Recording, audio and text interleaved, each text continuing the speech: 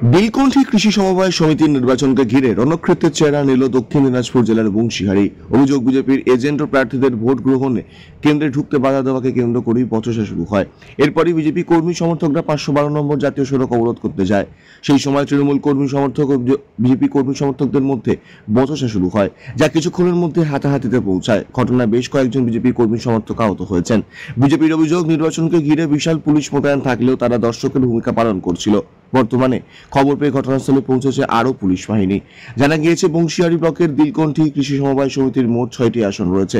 সেই 6টি আসনে আজ নির্বাচন হচ্ছিল বংশীহারি ব্লকের পাথরঘাটা হাই স্কুলে। বিজেপি ও তৃণমূল কংগ্রেসের মধ্যে মূলত লড়াই ছিল এই সমবায় নির্বাচনে। অভিযোগ, নির্বাচন শুরুর পরে বিজেপি প্রার্থী ও এজেন্টদের নির্বাচন কেন্দ্রের ভিতরে ঢুকতে বাধা দেওয়া হয়। এমনকি যারা বিজেপি সমর্থিত ভোটার রয়েছেন তাদেরকেও ভোটদান করতে বাধা দেওয়া হয় বলেই অভিযোগ। বিজেপির অভিযোগ, এভাবে সমবায় সমিতির নির্বাচনে জয়লাভ করার চেষ্টা করছিল তৃণমূল কংগ্রেস। ঘটনা ঘটছে যখন কাকা এসে যখন আমাকে বললো এরকম ব্যাপার, আমাকে ভোট দিচ্ছে না, আমাকে ঘুরে পাঠিয়ে দিল, তখন আরো এখানে আর কয়েকজন ছিল, তখন ওরা সব বলছে যে ঠিক আছে চলো যাই, দেখি তোমাকে ঘুরিয়ে পাঠালো, তাহলে তুমি আমাদের সাথে আসো। তারপর তখন এবার কি করলো, তখন আমরা সবাই মিলে যাচ্ছিলাম, তখন আবার ভিতর থেকে ক্যান্ডিডেট আমাকে ফোন করেছে, নরেশ বিশ্বাস, বলছে তখন কোথায় আছিস, আমার যদি তোর একটু দরকার আছে, তোর স্কুলের সামনে একটু আসে। তখন আমি যাচ্ছিলাম, তখন টিএমসি 2টা ছেলে আর বিট্টু ফটাফট কিন্তু আমাকে থাপ্পড় মারে দেয়। তখন মারে দেওয়ার পর বলছে তুমি কোথায় আছো, আমি বলছি আমাকে ওখানে ক্যান্ডিডেট ডাকলো, আমাকে ওর সাথে দেখা করতে হবে। তারপর বলছে আমাকে তোমার ওখানে যাওয়া যাবে না, তুমি খুব মন নিয়ে হাঁটতেছো, তুমি এখানে ঘুরো। কথা বলার সাথে সাথে তো থাপ্পড় মারতে শুরু করলো। কি কারণে, মানে আপনার ভোটটা কি দিতে দিবেন আপনাকে? না, আমার ভোটটাও আমাকে দিতে দিবে না। তো আপনি কি চাইছেন? আমি চাচ্ছি যে আমার ভোটটা আমি সুস্থভাবে ভোটটা আমি দিব। আপনার নাম? তপন সিংহ। না না না, কোনো গন্ডগোলই হয়নি। এই যে দেখতে পাচ্ছেন ভিডিওতে ছবি উঠছে, বা আপনি ছবিটা আরও দেখাতে পারেন। গন্ডগোলের কোনো ব্যাপার নাই, ভোটার আসছে, ভোট দিচ্ছে। বরঞ্চ তৃণমূল সমর্থিত কিছু গাড়িকে বিশ্বনাথপুর ডুবাতে আটকে রাখা হয়েছে। আমরা প্রশাসনের কাছে অনুরোধ করলাম যে আপনারা যান, গিয়ে ওই ভোটারদেরকে এখানে নিয়ে আসার ব্যবস্থা করুন।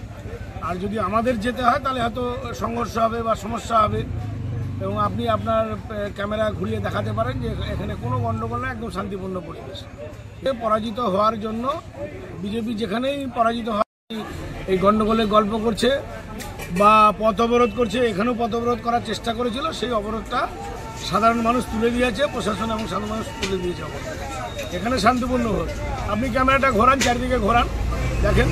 রামপুর বিধানসভার নীলকণ্ঠীতে সমবায় নির্বাচন ছিল। এই সমবায়ে আজকে ইলেকশন তৃণমূল এবং পুলিশ উভয় মিলে করতে দিল না। আমাদের ক্যান্ডিডেটরা সব বেরিয়ে এসছে, তাদেরকে মেরেছে, মাথা ফাটিয়ে দিয়েছে।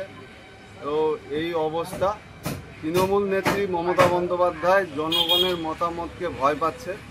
সেই জন্য দক্ষিণ দিনাজপুরের এখানকার মন্ত্রী বিপ্লব মিত্র যেখানে আর বিধানসভা ক্ষেত্র, সেখানে তৃণমূল চাইছে না এখানে ভোট হোক, ভোট হলে তারা গোহারা হারবে।